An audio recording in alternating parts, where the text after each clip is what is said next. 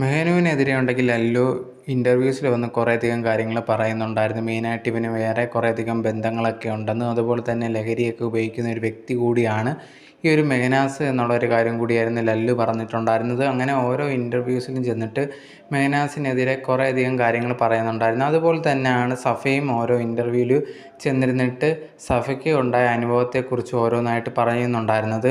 ഇതേ കണക്ക് മറ്റ് സ്ത്രീകളുമായിട്ട് ചാറ്റൊക്കെ ഉണ്ടായിരുന്നു, അതെല്ലാം ഞാൻ പിടിക്കുകയും ചെയ്തിട്ടുണ്ടായിരുന്നു. അത് ചോദിച്ചപ്പോഴൊന്നും മറുപടിയൊന്നുമില്ല.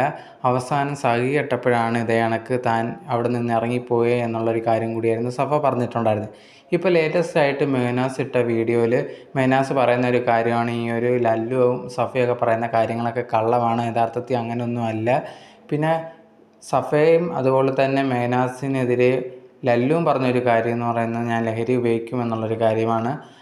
ഞാനുണ്ടെങ്കിൽ അതിനെല്ലാം റെഡിയാണ്, നിങ്ങൾക്ക് എൻ്റെ മുടിയോ എന്താണെന്ന് വെച്ചാൽ ബ്ലഡ് എന്താണെന്ന് വെച്ചാൽ ടെസ്റ്റ് ചെയ്യാം, അതിന് ഞാൻ ആ ഒരു വെല്ലുവിളി സ്വീകരിക്കാൻ ഞാൻ റെഡിയാണ് എന്നുള്ളൊരു കാര്യം കൂടി മെഹനാസ് ഇപ്പം ലേറ്റസ്റ്റ് ആയിട്ട് ഇട്ട വീഡിയോയിൽ പറയുന്നുണ്ട്.